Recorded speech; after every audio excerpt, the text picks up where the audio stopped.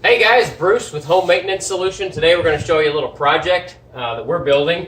This is how to build like a farm style table. This is a long 12-foot table by almost 4 feet wide. So it's a large table, but if you want to make it smaller, you can. It's no problem. Make it whatever you want.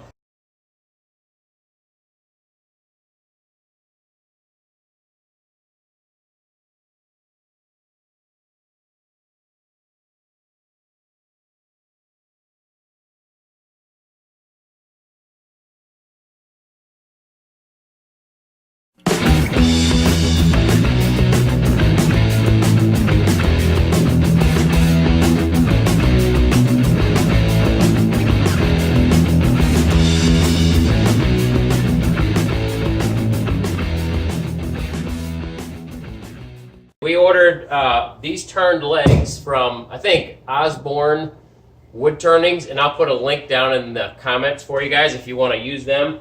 And then we made these rails. So I want to show you a little bit what we did. I just took this hardwood and made these rails to the thickness that I want for my apron edge. And we realized if we made it too thick, that it would make it hard to sit underneath it. So that's why we kind of thinned it down. Then we put this little bead on here. I'll show you how we connected it up in just a minute. Now right here is our cut that we did for the legs. You can see we cut in here, and cut in here and here, and then we chiseled out the remaining piece. So this is going to receive, and I'll show you how that works, it's going to receive this frame. So what I've done is I put this little rabbet joint on here so that when we fit this into here, it's got a little overlap and it looks like it butts right into there, because I didn't want that to show against my profile on my router cut here. If you're doing just a straight apron, you might be able to do without that part, but I did a little rabbet cut there just because of that. Okay, so for putting these together, we've used this screw mate tip for drilling that kind of has the recessed head. That way it'll allow me to countersink my screw on the back side. This is hardwood here. So what I've done after I've drilled this out, that I've also taken a bit and drilled deep enough to where it'll receive this whole screw. If you're using softwood here, you probably don't have to do that.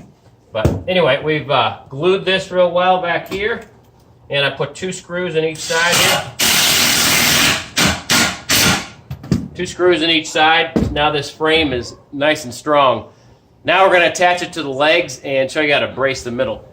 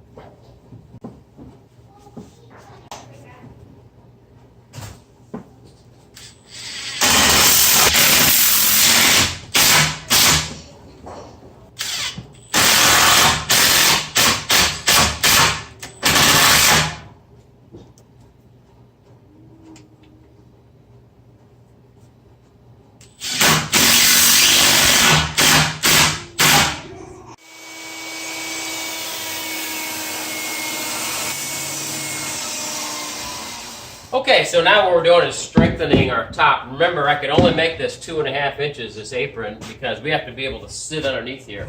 So with this long table, we wanted to try to not have a center leg. So it's a little spongy for us. So what I've done is I've taken a 2x6 and ripped it down, which you saw on the saw there, I think. These are my cross pieces, what we're going to fill in later. but I've attached that along here with some screws.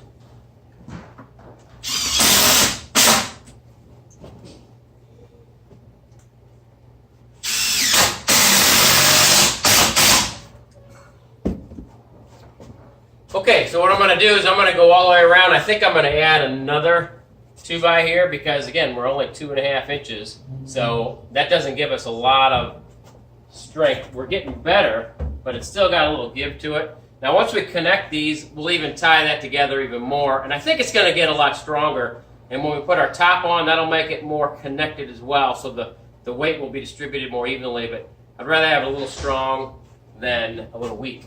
Okay, I'm attaching these cross braces now. Then we'll have the frame built, and we'll talk about the top next. But I might take a swim break in between.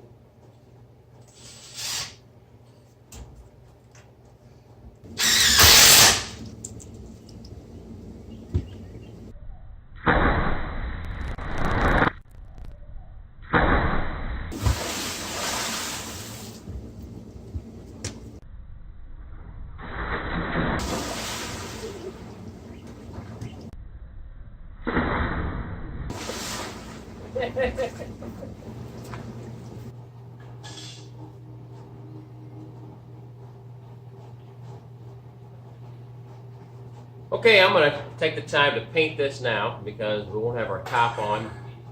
We know the color we want, and we're probably going to glaze it afterwards. But if we get a base coat on everything at this point, I think we'll be better off. Our top is going to be natural or stained, and this is all going to be painted. So that's the next step.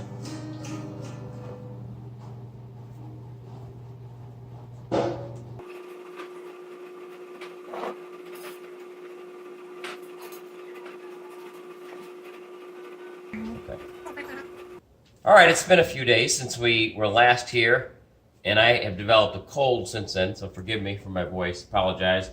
But I wanted to show you what we ended up with. Last time we talked about we painted all these with this off-white color. We ended up doing a couple of options since then and didn't like the options, so I wanted to show you guys what we ended up with as options. So here's number one. This is what we just painted with the off-white. This is just painted.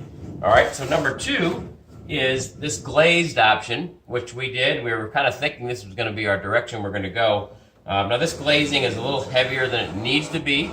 We even did another option with less glazing on it, and that had a nice look, but it's not what we settled on. Okay, now this is number three here. This is a distressed version. It's not glazed, but there's brown underneath here. So we painted this brown first, then painted our off-white over it. Then we distressed that, and then we put a clear coat over the top of that. So this is more of a heavy distressing. Kind of on the right track, but we didn't quite like that either. Let's turn over here. This is option number 4. This is the one that wins the prize. So what we did here is the same thing. We started with brown on the leg, then we went with off-white and did some minor distressing. And then we, instead of putting a clear coat on it like we did over here, we used a dark wax on top of that. So the wax kind of gives it a nice cleanable finish, and it also kind of gives this darkness to the paint here, and it kind of collects a little bit in some of the edges. So this is our winner right here. So this is what we're going to do. We'll show you how we did it.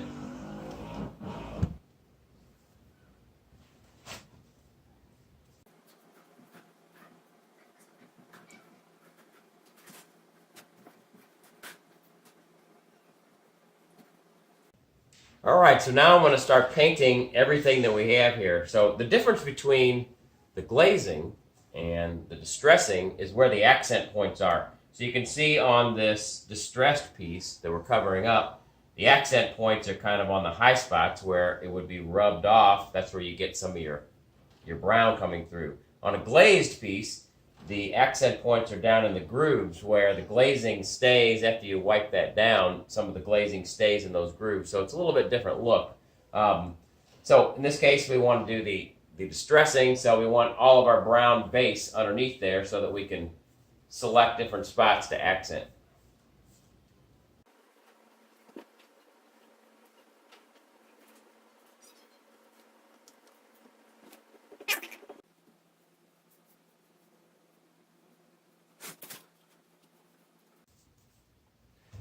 Now we're back to painting this color again. Now we've taken the long way around. Maybe we've helped you save a couple of steps. But we're going to get a couple of coats of this off-white color on there, which we're calling cheesecake. And once we get that, then we'll show you how we're going to distress it like we did over here. And then the final step will be to put the dark wax on it. We'll show you what it all looks like, and then we'll build the top next and hopefully be dining soon. All right, we've moved the table around in the house a little bit. We had to kind of figure out where we wanted to put our light and all that. So we're in a different location, but we're still doing the distressing. There's the leg that we showed you before that we have done. That's what we're trying to match, and that's been distressed with the wax and everything. So I'm just showing you how we're doing that. We found that a sanding block, a hard block, is better than like a sponge sander. So that's what we're using. And I'm using, I think it's 80 grit, no, it's 100 grit paper, so that seems to work pretty well. We're looking for some light areas of distressing, and we're usually going to hit the spots that are protruding here, like the parts that are sticking out. That's kind of the natural point of distressing that you would have if you had an actual piece that was distressed naturally. So we're kind of hitting some of these edges here where you might get some wear, and just trying to go around the edges, and not necessarily all the way around with a ring, but maybe some irregular areas of this. And the wax sort of evens it out too. The dark wax evens it out just a little bit. All right, we're using a dark wax to finish this out. So this is the distressing.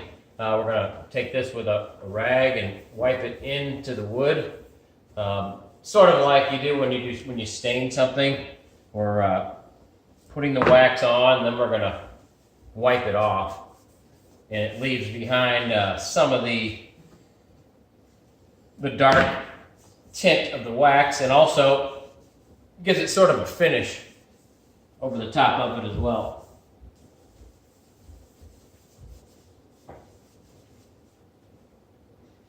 So I'm just using a white cotton cloth to not pick up any dyes. If you use a colored cloth, you can sometimes transfer those dyes over to your project. So typically it's not a good idea.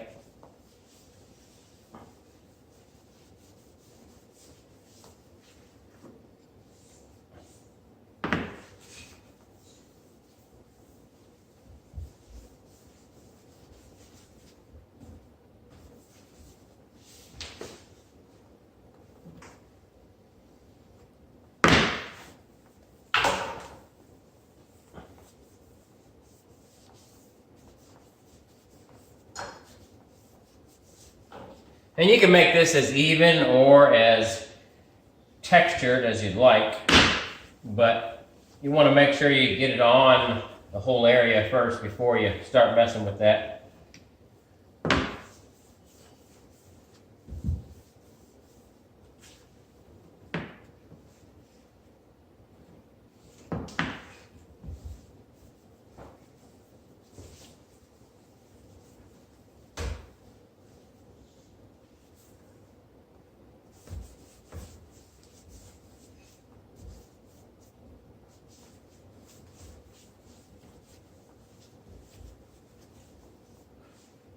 I'm trying not to block the video too much, so I can't tell if I've gotten all the way around. I think I have. But just make sure you cover the whole area when you get this on. And you want to focus kind of in these little grooves too, to make sure the wax gets in there. That'll help with the look of everything. Now you can either take a separate rag, or you can even use the same rag. You want to just kind of wipe over it. And again, make this as textured as you like. But we're going to wipe pretty well on ours and get it down pretty smooth.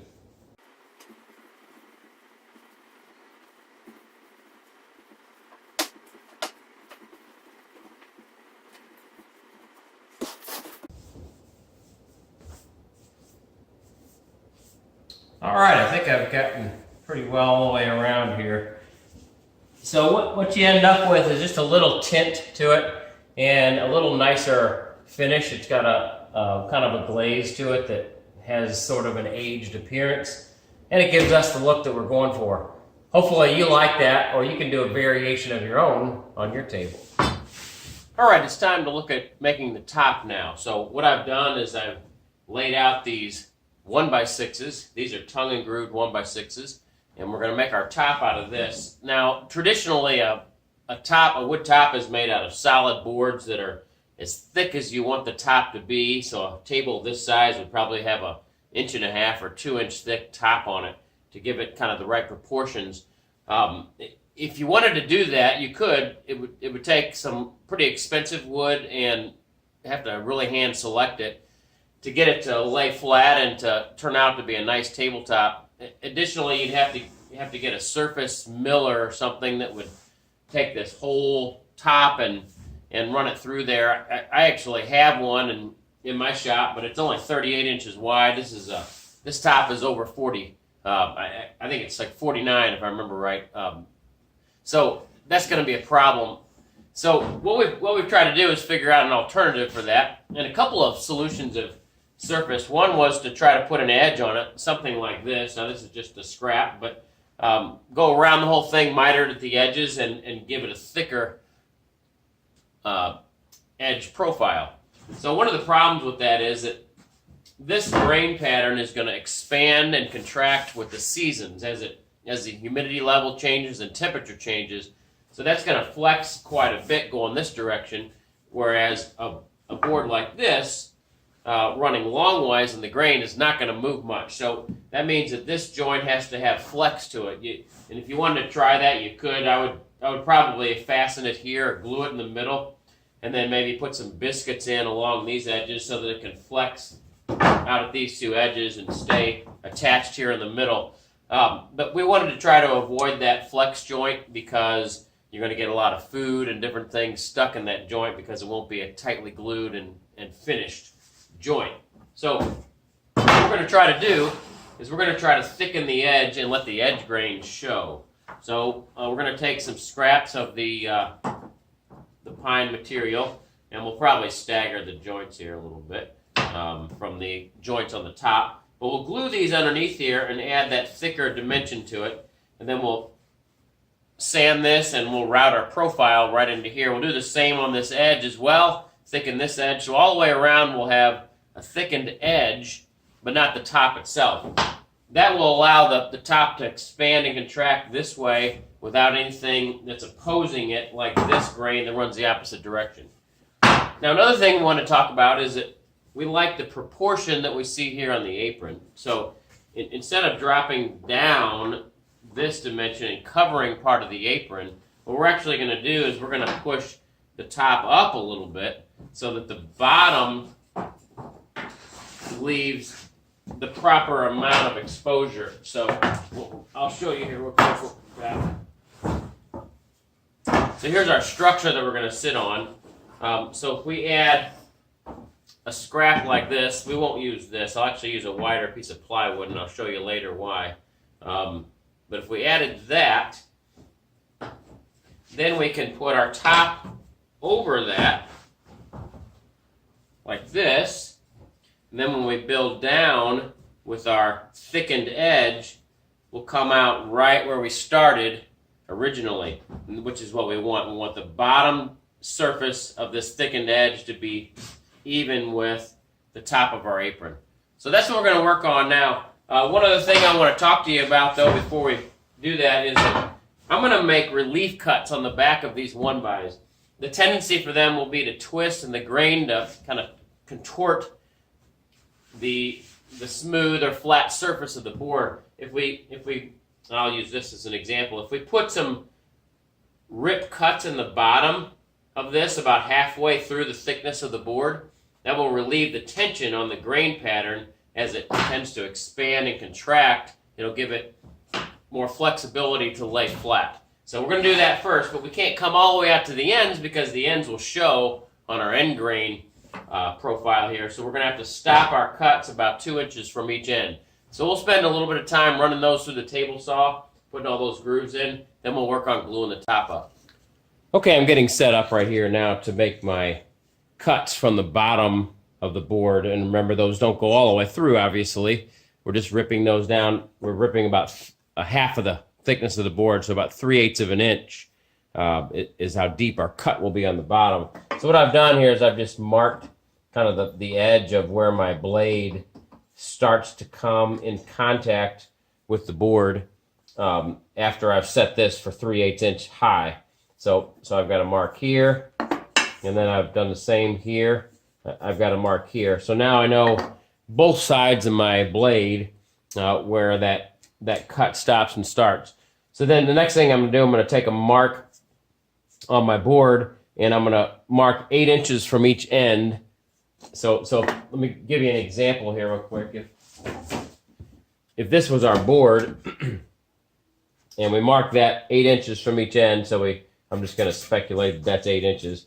Then as we're running this through, when these two lines line up, we know that we're at the end of the line, so we need to shut the saw off, and then we'll move over. So we've got that at both ends. So if we had 8 inches down here, we may have to start our cut right here. We'll go down until it lines up right here. Obviously, our board is a lot longer, so we'll have more distance between the two marks, but that gives you the idea. So the next thing I'm doing now is placing a mark 8 inches from the end on both ends of my board.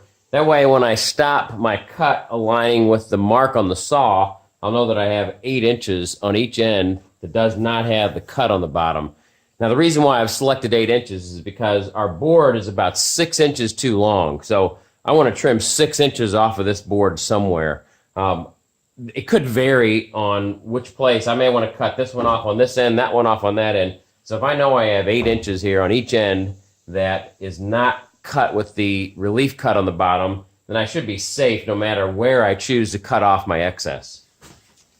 Okay, so the next step is to figure out how we're going to do our edges. This is half of my assembly. The other half's laying on the table. I'm going to glue up this top in 2 halves and then put it together. But either way, our first board is going to be ripped here to the width that we need, and the last board in the second assembly is going to be ripped as well. Now what I'm going to do is I'm going to cut it somewhere here, and I'm going to flip that underneath so that these grain patterns match really well on the edge, so I'll have a double thickness there, and I can sand that off nicely and have a good-looking edge. But I'm not going to do that now because when I clamp it, I can use this rough edge to put my clamp against and not have to worry about it. But all that to say is that we really don't want our relief cuts on this first board because depending on where I choose to rip that could end up interfering with what I'm doing. Additionally, if we have a small, narrow board like this on the end, it probably won't warp much or twist much at all because of the narrow width. Probably really don't need the relief cut. So I'm going to start with these center boards and cut all my relief cuts now. Then we'll glue everything together, and we're going to rip this off with a rip guide on a circular saw, flip this under, and glue it under later. Okay, we're ready to make our undercuts, and I've got my tape joint here, and I've got my pencil lines on the fence, so I'm going to line up the tape here with the farthest away pencil line. I'm going to plunge down, then I'm going to send this through, and I'm going to stop back at the other tape joint. Now I've got this set for about 1 inch away from the edge here. We're going to do that on one side, we'll flip the board around, do that on the other side, and then we'll put one right down the middle. So that's the process there.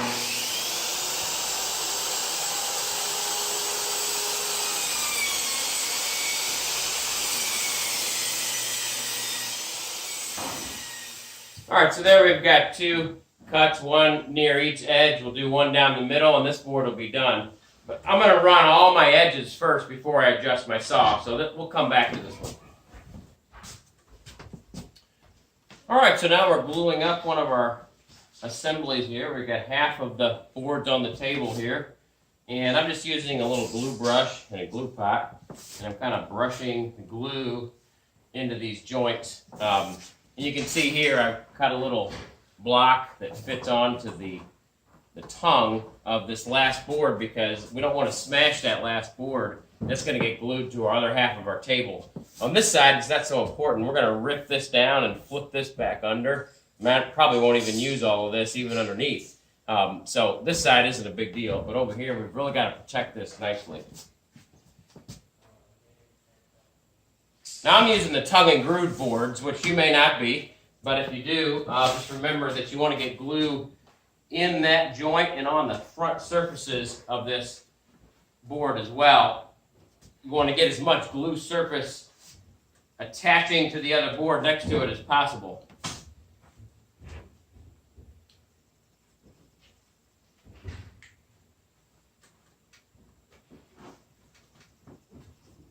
You also want to work fairly quickly on this because the glue will start to set up on the first boards. Now after I've got that one done, what I've been doing here is just kind of going along here and going to the left and the right on the tongue. Then I'll come over with the brush in a minute here just to kind of spread it.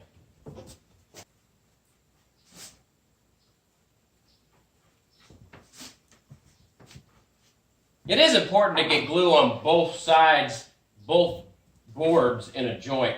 It actually pushes the glue into the cells a little better by brushing it on, and it makes a stronger joint. So it is worth the time to do both sides if you're wondering about that.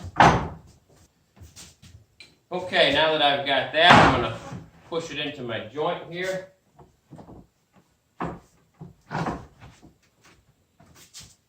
And we'll wipe any glue off the surface that's on top here.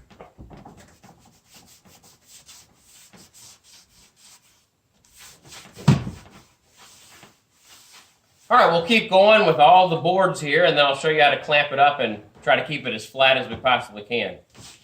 All right, I've got all the boards glued, the joints glued. I'm going to wipe everything down here again.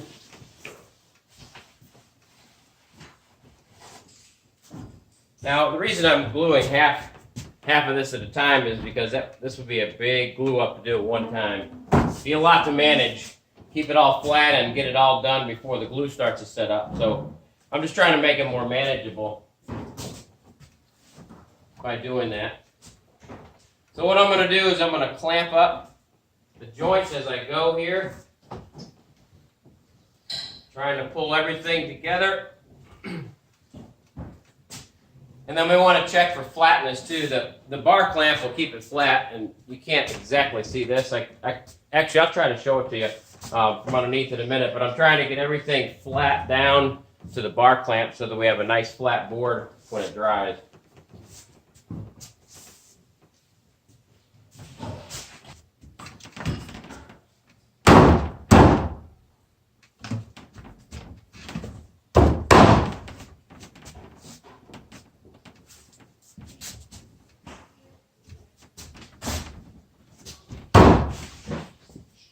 Okay, the last step to any wide glue up like this is to put some opposing clamps across the top. We want to make sure that we're pulling in both directions.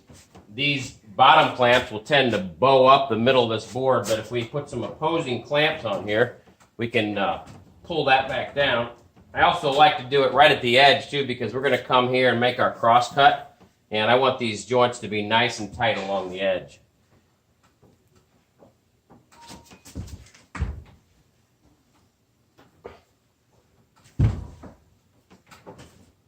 Another tip if you're having trouble with keeping this straight is you can bring your bar clamp all the way out to the edge and put C-clamps here to help pull that down. I don't think I need it here. We're looking pretty good.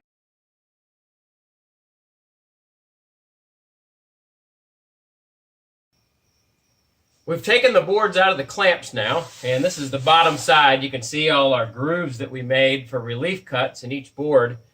Now you might remember that on the edges we didn't make any relief cuts. That's this board here, because we're going to rip that off and flip the piece over and glue it on here to make a double thick edge.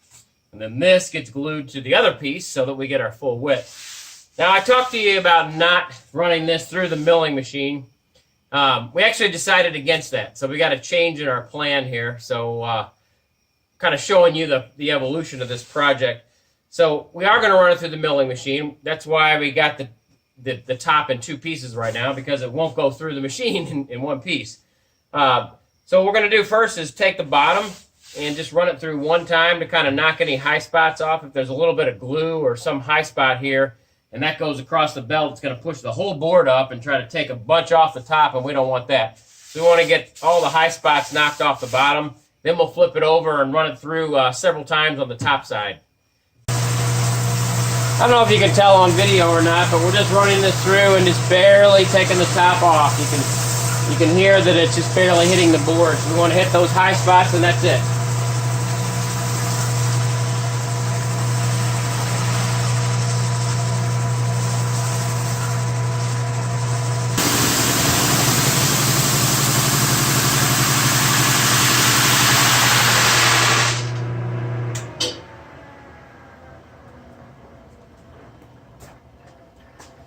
All right, we got a nice flat top now. You might be saying, well, what if I don't have a milling machine? And that's a legitimate question for you. You can do this with a sander. It's just going to take a little more time and a little more work for you. But you certainly can get it done with a sander, a little belt sander, and a oscillating sander. We'll take this down, and I'm even going to have to do quite a bit of sanding on this myself. We've just basically flattened it out and saved that time, but we're still going to have to go down with some other grits. We're going to fill some holes, and we're going to really spend a lot of time sanding. So this doesn't make it impossible for you. It just means you got to take a little more time. All right, I've got the two pieces laid out on the table saw here, just because I wanted to see before I took it out of the shop here and away from the milling machine. I want to make sure that I've got my two pieces fairly close here. And it looks like we do. I think I can, once I glue these two together, we can take the sander and smooth that off. Like I said, we've got some spots to fill, and some joints will have to be filled just a little bit, but we generally have a nice flat top. All right, what I'm doing now is I'm going to rip off the edge of this board. We could probably run it through the table saw, but my rip guide on the saw will be fine. So we're going to set up here and go all the way down. Now, the reason I'm doing this now is because my clamps aren't big enough to do the whole thing. And if I can rip this off now, then I can use my bar clamps, which they won't reach to the whole thing. If you have long enough clamps, you might want to glue everything together first and then rip your edges off. Then we're going to take that scrap. We're going to rip that down to 1 inch because that's the amount of our overhang, and then we're going to flip that underneath and glue it on. That way this grain will match perfectly because it comes out of the same board. Once we do that, then we're going to take a belt sander and sand this surface smooth. So I'm just going to rip it off first so that my clamps will fit.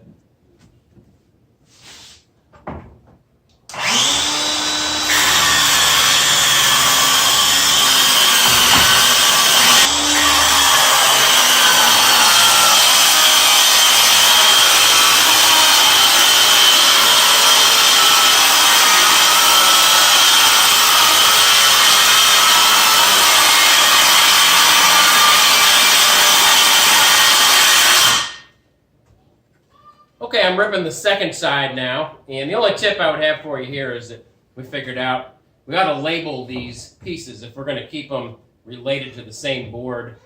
So what I did on the first one, I just labeled the side of it with a 1, and then I put the ends matching up so that we'd get the grain matching up on the same end of the board instead of flipping it backwards. So I'm just going to put a 2 on these, and we'll set them aside, and we'll rip those later and glue them underneath.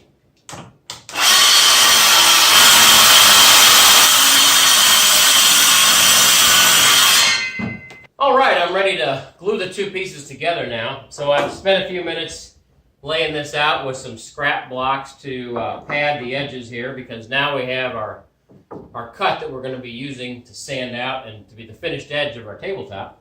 So we've got to protect that. So what I've done is I put some pipe clamps down here, and I've just gotten some longer pipes for those.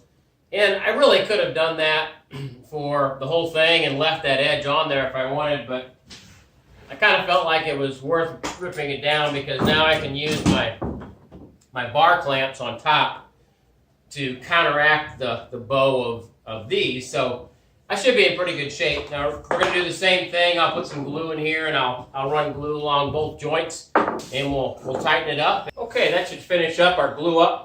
While that's drying, we're going to rip down our edge pieces to 1 inch, and then we're going to prep for trimming off the end of the tabletop.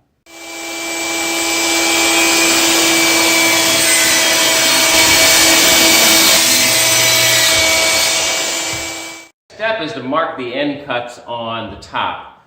Now we could just take a measurement of our total length of the frame with the legs and everything and add an inch. And then we could square that off. However, my frame here is actually slightly out of square. Now in an ideal world that would be perfectly square. You could make this perfectly square and everything would look good.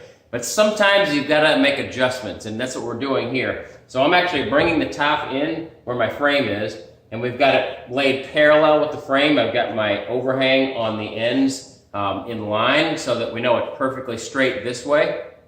Now what we're going to do is we're going to measure here and put a mark here at 1 inch on both sides, so that if my frame is slightly racked out of square, so will my top be, and it'll look great when we're done. We've got the top back out here in the shop, and what we're doing now, I've got this straight edge clamp on here to run my saw against when I trim this off. But a little tip I want to point out to you is, remember, our board is somewhat flexible here because of all the relief cuts we put in the back.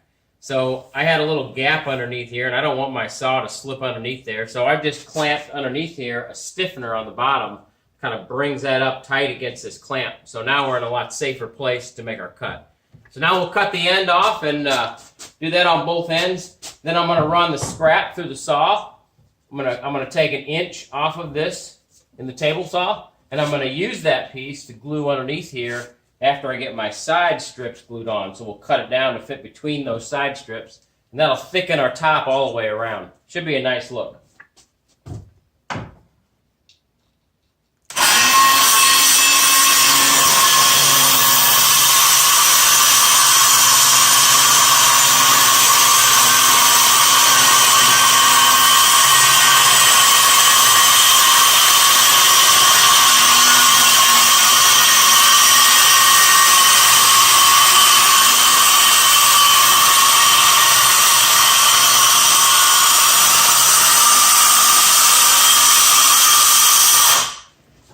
Okay, I've ripped down an inch of our scrap. So this came off, let's see, this way right here.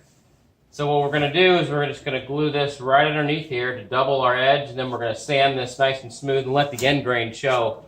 Again, this is kind of a farm style table, and I think end grain is certainly appropriate here. You know, if you guys don't like the end grain, there's probably other options, but I think this will look pretty good on our style table. All right, the next step is to glue in this underneath piece on the edges. We're going to do both edges first and fill in the ends. Now what I've done is I've just kind of laid out my clamps to make sure I have enough here, because we need a lot of clamps for this, and I've just kind of scrounged up all sorts of different clamps. One thing you might keep in mind is that, you know, even if you have like a Craig jig or something, you could use that for a clamp, but just make sure you use some type of protection on top if you do end up going that route. We're not going to end up needing that, but I just thought I'd mention that for you guys. So I'm just going to put glue on this, bring it up under here, and clamp it all the way along.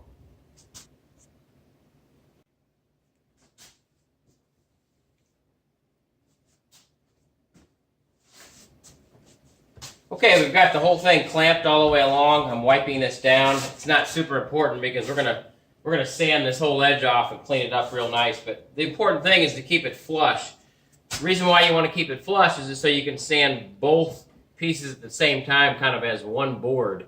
Another reason why you want to keep it flush, because if you have it sticking out, then that's going to vary at the bottom. If you have it in a little bit, that's even worse, because it's going to interfere with that strip of plywood that we're going to put down. It's going to hit that, and also you'll have to sand your top end to equal that, and then you're going to have a curvature on the top. So you want to kind of be careful when you're clamping this up. Clean up on the glue, not so important. All right, so now I'm mounting down my plywood strip that's going to help shim the top up where we want it, but also give me something to mount to anywhere that I want along the way. You remember, we're making our top out of 3/4 inch wood with those relief cuts on the bottom side so that I can contour this table flat. Maybe that's the wrong word. I can take it out of contour. If it's pulled up somewhere, I should be able to pull it down flat. That's my goal. So if I have this all the way around the edges, I should be able to do that anywhere that I need to. We're also going to run some wider strips here across so that I can attach on either side of these cross braces as well. So I should be able to take out any of the humps that are in the tabletop.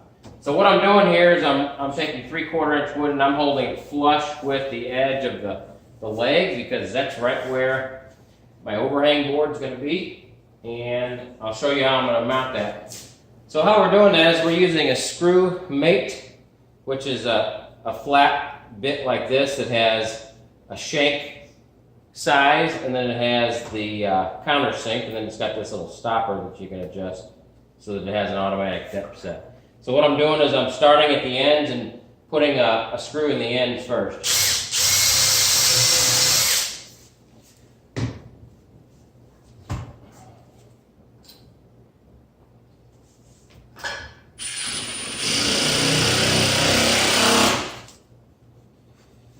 Okay, I'm going to do the same on the other end, then I want to make sure with the straight edge that I have this perfectly straight down the line.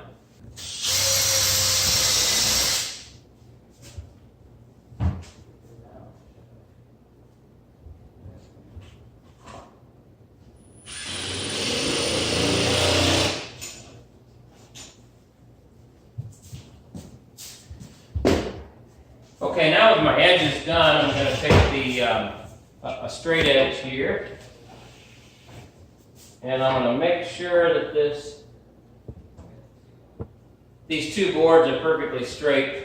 You could also do this with a string line if you wanted to, but I've got a long level here and that does the job. These boards are nice and straight, so once I pull these together, I should be in pretty good shape.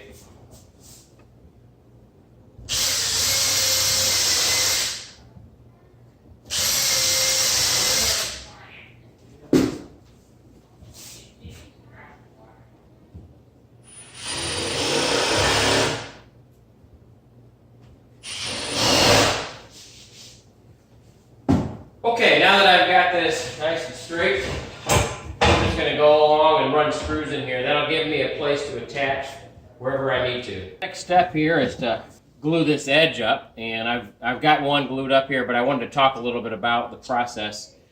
The board, the top I should say, was a little bit wavy, and I thought that could hurt us if we started gluing up a double layer here. Once you glue up 2 layers, oftentimes like laminating a curved board, once the glue dries, it'll stay that way. So we don't want that. So I took this flat piece of 2x6 and then a flat board on the bottom, and I clamped them that way. I put a little filler underneath there first to account for this edge piece, but I clamped them these 2 big clamps on the end are just to hold this nice and straight. Then I went across and clamped our end grain filler on here that we cut, and clamp that. You can see pretty often here I want to get that nice and tight. We'll show you how to sand that in just a little bit so that it looks.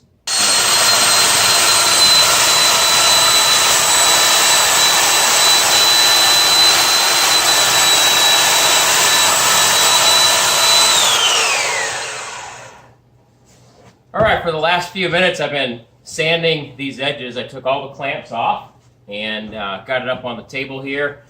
And I'm doing this carefully because if you're not careful, you can end up with a wavy edge on this. So try to do an even pattern while you're sanding and don't stop and start in a bunch of different places. Another tip I want to give you is that, especially on the end grain, a really wet rag can really help you bring out the grain a little bit and fluff up the cells that are in the grain so that it makes it a lot easier to sand. So what I've done is I've started sanding this. I passed over this a couple of times already. Now I'm wetting it here again while you're watching. Once this dries, not while it's still wet, but once this dries, I'll come back and sand it again, and it kind of fluffs those cells up so that it's easier to sand off. When you're sanding with a coarse grain, I like to go both ways. So I'm going to sand this way and sand this way. It kind of keeps the cells from elongating and kind of going one direction and laying over, kind of like, like your hair. Like, I don't have much hair, but if I had more hair, I could show you how your hair kind of lays over. It'll kind of cause that to do that. But really what you want to do is you want to cut it off so it kind of gets it going both ways. Now once you get to real fine paper, we're going to go one direction. So like once we get down to 150 or so on this softwood, if you're using hardwood, you could go finer than that. You could go to 220. But your fine paper, you want to do just one direction at the end, and that'll help get it really smooth for you. So just a little tip. Let's talk about the top surface now. Now, if you remember, I ran this through my miller in 2 sections, so we've got our biggest area to deal with is right here at this glue joint, where we put the 2 pieces together. Now, you may have joints like that all the way across, so that's okay. It just takes a little more work. So what you want to do is you want to take your belt sander and work somewhat across the joint at first, just to get it flat. Now, not too deep, not too hard. Just kind of take off the high spots. Then we want to turn and sand with the grain. Now, another thing we're going to do is we're going to show you, once we get it down a little further and get these humps off of here, then we're going to use an orbital sander that's much less aggressive. You can do a lot of damage with a belt sander, so if you're unsure about getting a flat surface and you want to just be safe and use an orbital sander, I'm totally fine with that. So just be careful. You get a gouge here or there and you're never going to get it out. So use caution on that. Another thing I did is I took time to fill my holes. I mixed up a little sawdust and glue here that worked. So I just took a belt sander and sanded a bunch of sawdust off, mixed some glue with it, and kind of smeared it in here. And that'll be a pretty decent filler for this. There are a lot of other stainable fillers you can buy that are color matched to the stain, so you can do all sorts of things with that. But that's what I did for this.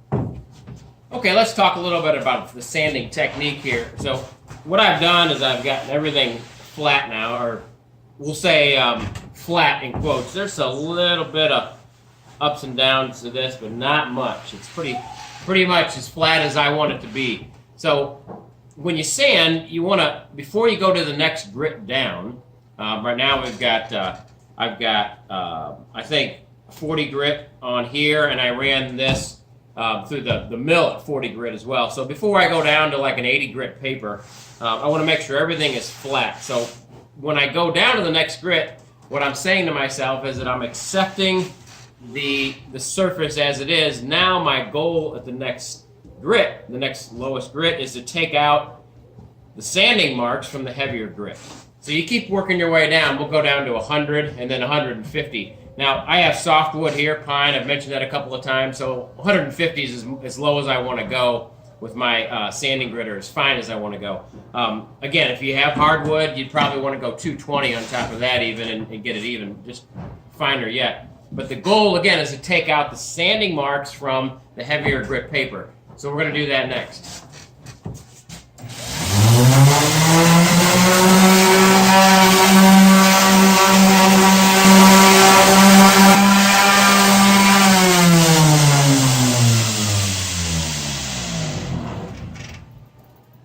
I have sanded this whole top with, I believe 60 grit is what we ended up going with. I think I told you 80 before, but I ended up going with 60 back with my orbital sander just to try to take out some of those heavy belt sander marks. Now, again, I've looked across here, and wherever I can see there's some marks left from that belt sander, I'm going to stay with that until those are gone.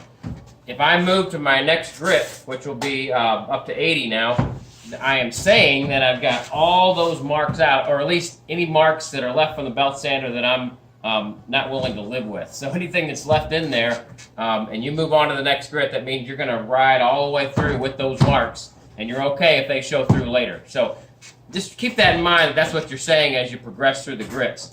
I'm going to go ahead and wipe this down with some water and fluff it up just a little bit, and I'm going to hit it one more time with 60, then move up to 80. Then we're gonna get to the finishing paper, and I'll show you how we're going to do our edge after that. Okay, it's time to put our edge on now. I've sanded everything down with 150. We've got it nice and smooth.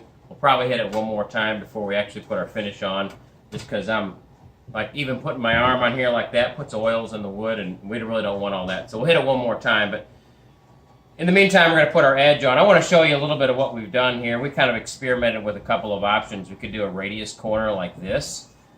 We could even make the whole thing just flat like this on top. Now, we decided to go with this rounded edge and a little step here. Hopefully you can see that, but I'll give you a close-up shot in just a minute with the router. We're going to keep our corners square and do a round over like this. I don't know if you can see this in the camera or not, but we're going to use this round over bit with a bearing that rides against the edge of the wood. And we've got it drop down a little bit from the surface, as you can see here, so it makes this little step in the top as we go around. Now, I want to show you in just a minute how we do that, but I wanted to talk first about actually making these cuts. When you do an end grain, you have to be a little more careful. Think of the end grain as kind of a bunch of straws sticking out. And we talked about that a minute ago with the sanding. When you sand those straws off, they kind of lay over a little bit on you. But in this case with the router, all those straws can flake off this way as we hit it with the router, especially on the end over here. So if the router bit is spinning this way and we're coming across with our router and we come to the end here, we could end up just taking a big chunk off the edge of this, off the end of this edge right here, and we don't want that. So one of the best ways to do that is to come down this direction with the grain and come through this piece here, so that we're coming this way. The material that is hanging out here on the edge that forms this square part is already gone. So when we come this way, we've got all that material already off there. However, we could still get a splinter on it, but that helps. So that's kind of what we see here on this piece. So if we come down this edge first, then come across here, then all this material is missing already. So that's a first step. But the second thing we want to do is we want to actually start here and come backward just a little bit with the router. After we do this, then we do this before we run this edge. That way we actually have all the material already gone off this front end grain as well. So when we come across here, we don't have to worry about splintering. So that's just a tip I wanted to show you. All right, we're going to make a couple passes with the router, and we'll show you a close-up.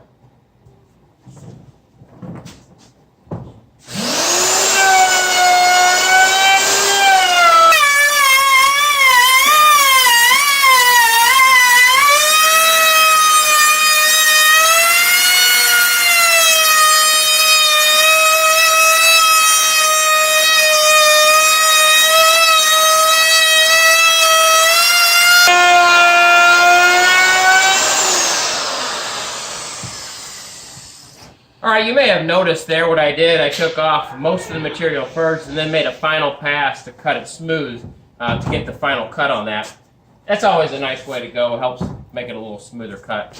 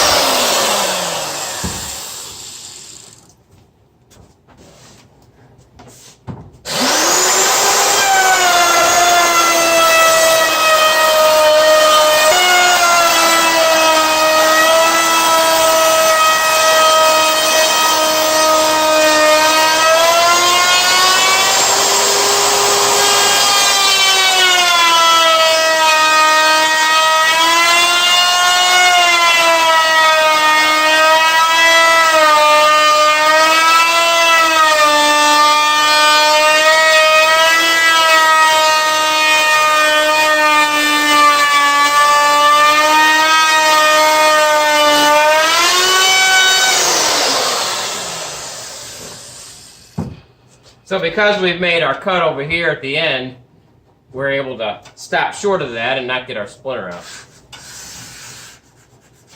Alright, now I'm going to take the time to take a hand sander, a little piece of paper I just folded over. I'm going to try to make sure I sand this groove nicely here. That little step at the top. And again, this is what we were talking about earlier. We can go back and forth on this now, but the last pass, I'm going to take my fine paper and I'm just going to go one direction with it, like this. I'm not ready for that yet, but I'm just showing you. If you go one direction with the whole thing at the end, you'll get a nice smooth finish there. Alright, I've got everything sanded and wiped down. So now I'm applying a wood conditioner. A wood conditioner is for softwoods only. If you're doing a hardwood, you can skip this step. But the manufacturer here says to apply it across the grain like this, and then let it sit and penetrate for a while, and then wipe it off in the direction of the grain, and make sure there's no excess that stays on the wood. And then let it sit for about 30 minutes, and then you're ready to stain. And we'll probably do that soon here. Is go ahead and stain it right where we are. There's a lot of sawdust in the shop here where we're working, so we won't do our finish here. We'll make sure everything settles or move to a different area on our finish, but our stain shouldn't be a problem with some of the dust that's in the air. Okay, so what we're doing here is just kind of wiping off with the grain. Now we have a conditioned surface, and what that does is just helps the stain soak in a little bit more evenly. Sometimes with softwood you can get splotches in your staining, so helps avoid that. It's been about 30 minutes since we put on the conditioner, and that's what the manufacturer says we can stain over after 30 minutes. So now I'm going to apply the stain, and I'm going to apply it pretty liberally here. Obviously, you want to get it worked into the grain, and then make sure you wipe off with the grain, but when you're applying it, it's not important the direction to go here. Now I'm using a white rag, which is recommended, and when you wipe off, a white rag is best, just because the pigment in the rag can bleed through. I'm going to leave that on just a little bit longer there. The amount of time the stain soaks in is going to dictate the tone, or the darkness of the tone, I should say. So I'm going to let that soak in just a little bit longer. Now it's important that you don't let it dry on an irregular pattern of any type. So I'm going to go over this again with my stain rag before I wipe it off, just to make sure that stays wet on me.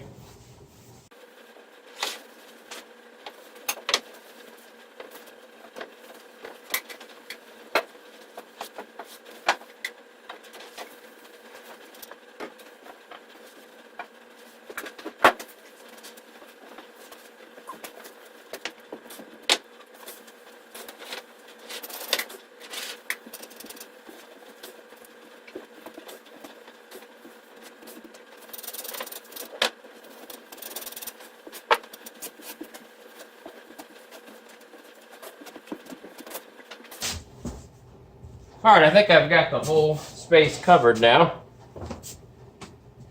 So I'm going to switch to my other rag here and wipe it with the grain.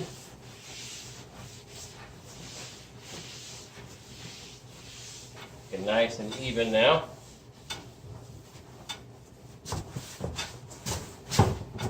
All right, we've got the thing all stained now. I went ahead and stained under the lip too, because we've got that little overhang. We'll let this dry, and like I said, I'm going to wait for all the dust to settle, or move this to another location before we put our clear finish on, but we'll do that next.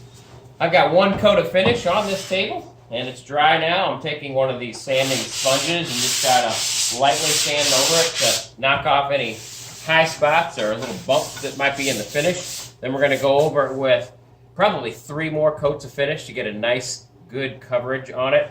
Then we'll take it in and show you how to assemble it on the frame.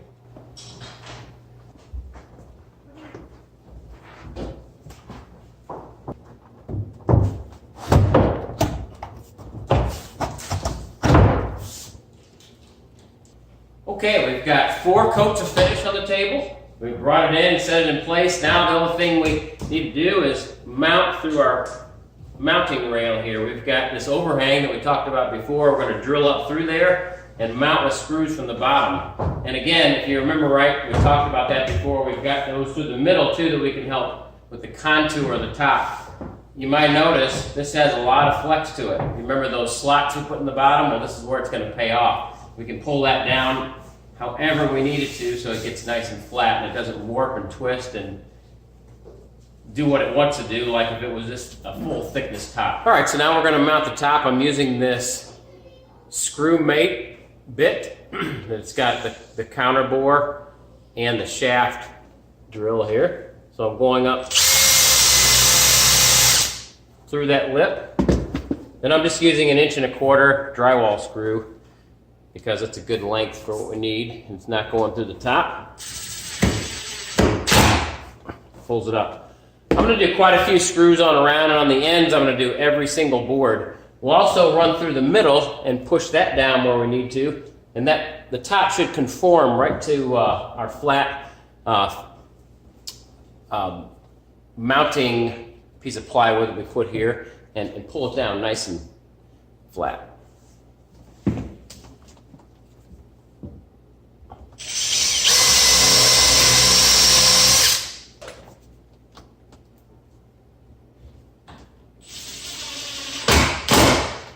Now these screws should allow a little bit of flexing. We really don't want to glue the top down to the frame. That would lock everything together, and then as it expands and contracts, it's going to cause it to warp.